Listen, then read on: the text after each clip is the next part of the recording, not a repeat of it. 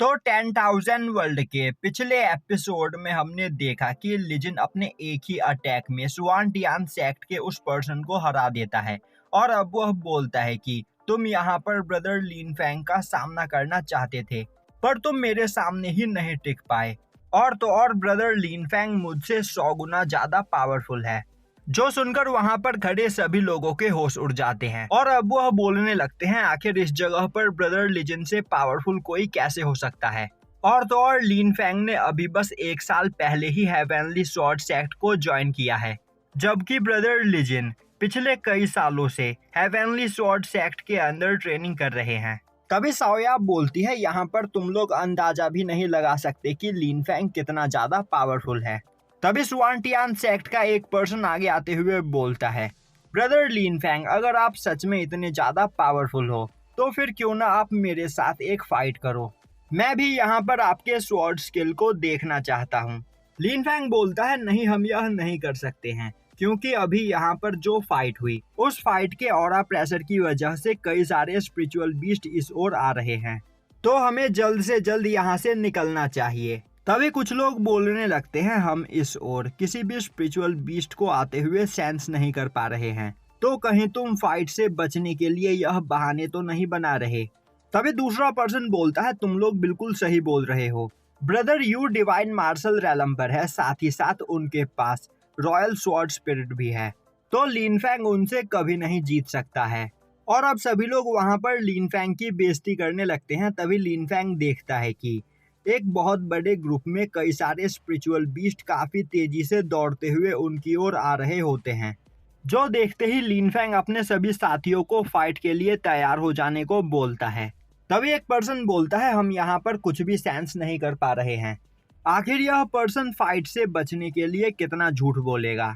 तभी सभी लोग देखते हैं कि उनकी ओर काफी तेजी से दौड़ते हुए कई सारे स्पिरिचुअल राइनोज आ रहे होते हैं और अब उन सभी स्पिरिचुअल बीस्ट को देखकर सभी लोग डर जाते हैं। तभी स्वान सेक्ट का एक पर्सन बोलता है हम इतने सारे स्पिरिचुअल राइनो का सामना नहीं कर सकते हैं, तो हमें अपनी फ्लाइंग शिप पर बैठकर यहाँ से उड़ते हुए आगे निकल जाना चाहिए।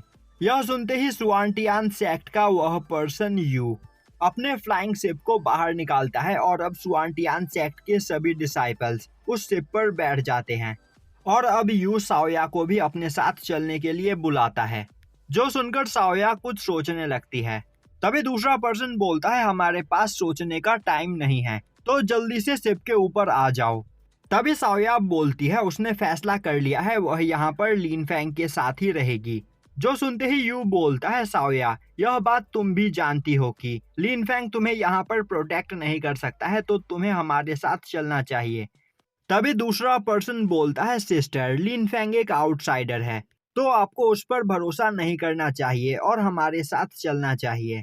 अब ईस्टर्न हेवनली पैलेस के भी लोग अपने फ्लाइंग शिप को बाहर निकालकर उसके ऊपर बैठ जाते हैं। तभी ज़ैंगडाली बोलता है ब्रदर लीन फैंग हमें भी अपने फ्लाइंग शिप पर बैठकर यहाँ से निकलना चाहिए। लीन फैंग बोलता है नहीं, यह और भी ज्यादा खतरनाक हो सकता है क्योंकि यहाँ पर स्पिरिचुअल राइनो से ज्यादा मात्रा में फ्लाइंग टाइगर मौजूद है। तभी एक फ्लाइंग टाइगर काफी तेजी से उड़ता हुआ यू के शिप के सामने आ जाता है और अब वह वहां पर चिल्लाने लगता है। अब उस टाइगर को देखकर यू बोलता है यह टाइगर अभी बस डिवाइन मार्शल रैलम के 3rd लेवल पर है, मैं इसे अपने एक ही अटैक में डिस्ट्रॉय कर सकता हूं। और यह बोलते हुए वह अपने वेपन से उस पर अटैक कर देता है, पर वह टाइगर उसके अटैक को डॉज कर लेता है। पर तभी यू दोबारा से अपने वेपन का यूज करते हुए उस पर अटैक करता है और इस बार वह टाइगर यू के अटैक से मारा जाता है, जो देखकर यू के सभी साथी उसकी तारीफ करने लगते हैं और बोलते हैं कि ब्रदर जब तक आप यहाँ पर हमारे साथ हो हमें किसी भी स्पिरिचुअल बीस्ट से डरने की कोई जरूरत नहीं। तभी एक दूसरा फ्लाइंग टाइगर काफी तेजी से उड़ते हुए उनके पास आ जाता है। अब उसे देखकर सभी लोग डर जाते हैं क्योंकि वह flying tiger divine martial realm के 7th लेवल पर होता है।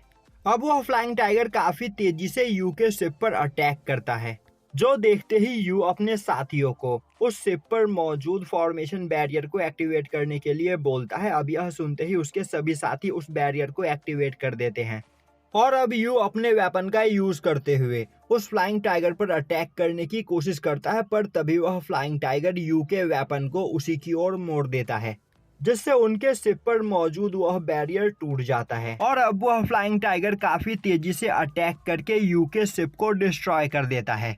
दूसरी ओर ईस्टर्न हेवनली पैलेस के भी लोग कई सारे फ्लाइंग टाइगर्स का सामना कर रहे होते हैं। तभी मेडिसन वैली का एक पर्सन बोलता है, अच्छा हुआ हम अपने फ्लाइंग शिप पर नहीं गए, वरना हमारी भी यही हालत होती।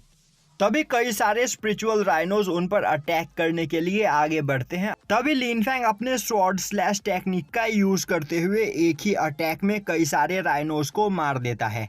यह देखकर सुआनटियान सेक्ट का वह पर्सन काफी ज्यादा हैरान हो जाता है, क्योंकि लिनफेंग ने अभी जो अटैक किया था वह डिवाइन मार्शल रेलम के 6th लेवल का अटैक था। और तभी सभी लोग देखते हैं कि लिनफेंग के पास होली रैंक स्वॉर्ड होती है और अब वह पर्सन अपने मार्शल सोल को बाहर निकालते हुए अपने आयरन रॉड से उस फ्लाइंग टाइगर पर अटैक करने की कोशिश करता है, पर वह फ्लाइंग टाइगर काफी आसानी से उस पर्सन को घायल कर देता है।